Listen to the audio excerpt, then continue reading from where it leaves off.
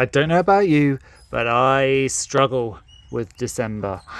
January and February, although winter, have the excitement of the coming season and of lambs and incubating and piglets and seedlings. December is just a slow, grey, wet, muddy trudge towards the winter solstice. But we're there. We made it. And so I'm going through the daily routines on the farm, trying to find little projects here and there to keep me going, and now the days will start getting longer.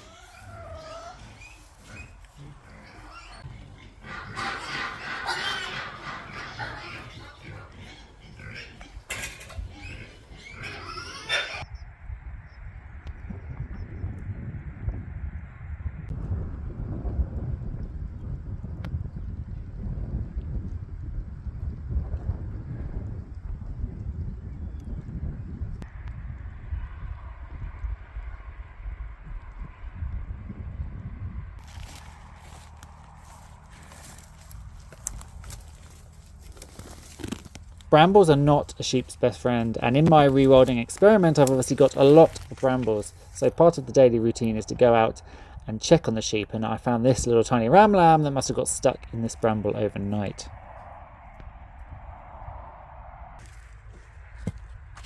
My friends down the road grow a hell of a lot of tulips every year, so I don't need to do that. But I would still like to offer a few tulips and bouquets to my local customers. So I've got a few bulbs on offer, and I'm going to be sticking them into these tyres.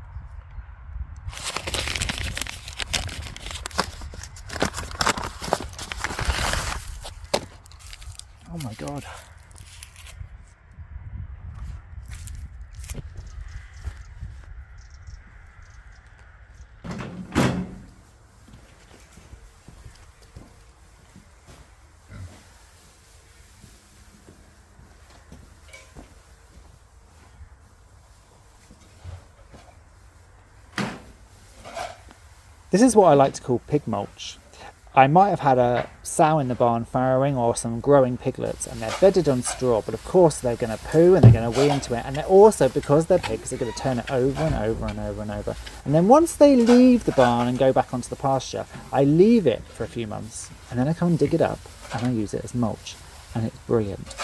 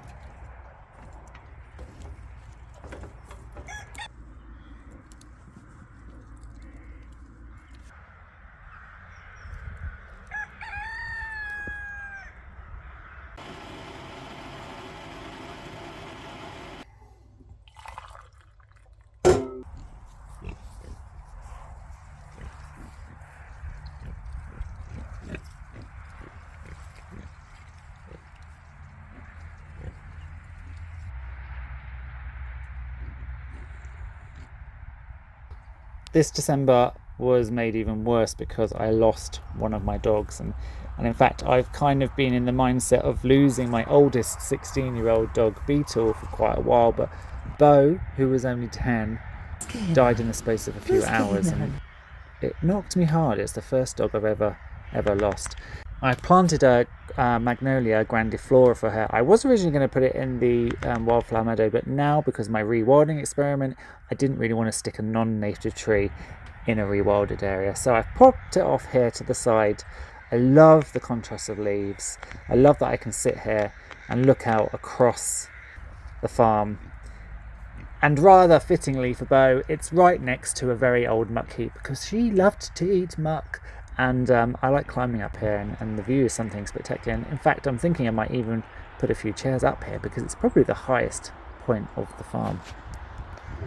Her grave is covered in forget-me-not seeds and some wood anemones, and I'm finding it a really nice place to come and sit.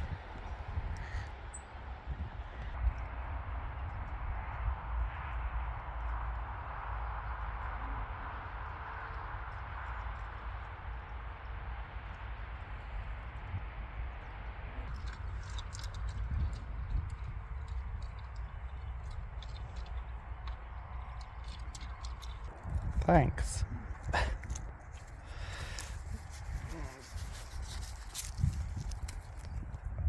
Okay, Jock, off. Let's not let's not bundle over Bo's grave.